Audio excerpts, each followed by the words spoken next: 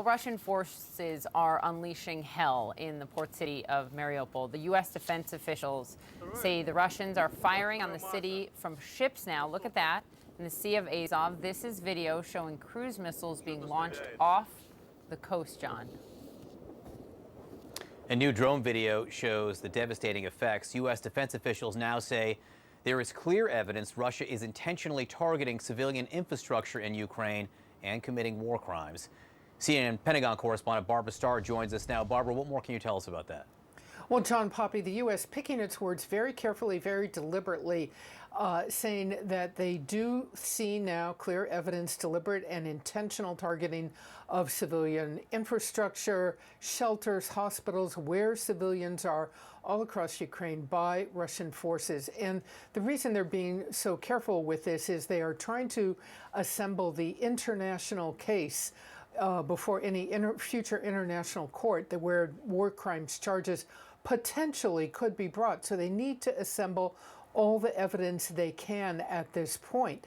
The Pentagon Press Secretary John Kirby explained a little bit more about this. Clearly, there are civilian casualties, and clearly they're mounting every day because of the indiscriminate attacks that the Russians are conducting. And it wouldn't be appropriate for us at the department to get ahead of investigative processes that we don't own. It's just, we believe we should call it like we see it, and we believe that there are war crimes being conducted by the Russian armed forces.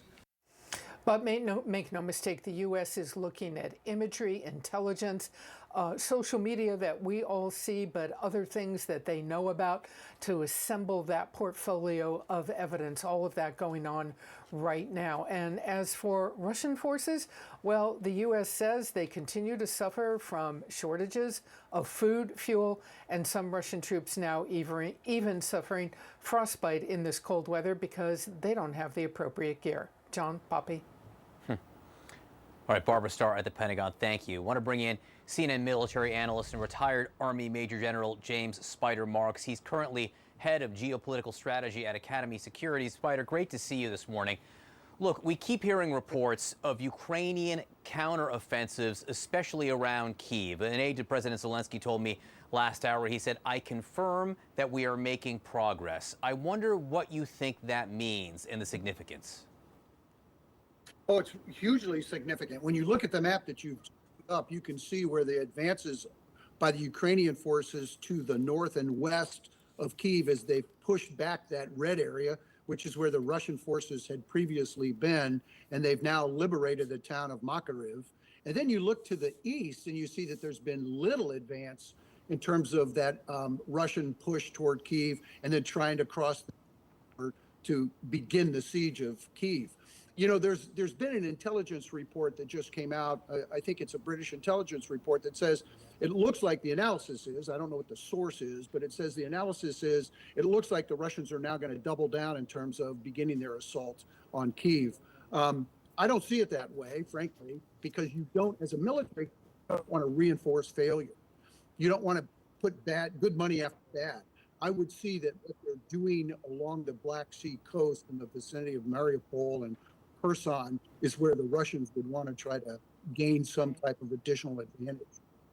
Right. I mean, you make a really important point in their attempt to, basically build a land bridge or take a land bridge there. So if we could, Spider, talk about Mariupol and the destruction. Let's show again, control room, if we could, just that heartbreaking, devastating footage, new aerial footage from the Azov battalion reveals the extensive damage. You just saw it a moment ago. Now you're looking at these, there's the damage, and then you just saw the images of the shots being fired from the sea. If Russia is unleashing an assault onto this city from the Sea of Azov, what more can be done to defend Mariupol? Well, it looks like there's nothing to defend. I mean, I find this strategically illogical.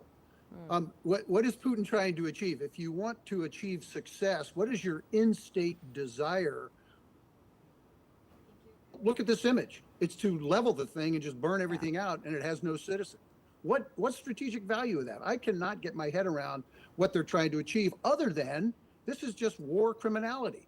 And I would go to John Kirby and say, take the gloves off, brother, and call it what it is. This is absolutely criminal, brutal behavior. And I understand we got to do this little dance with the international courts. I got it. I'm not a lawyer.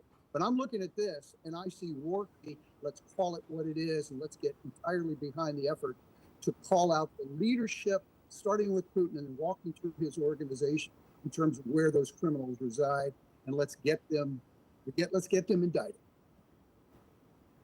So, Spider, U.S. and NATO officials tell CNN that they see signs that Belarus is looking to join the war here and perhaps send their own troops over the border. I was speaking to Ukrainian officials before who didn't frankly seem that worried about that.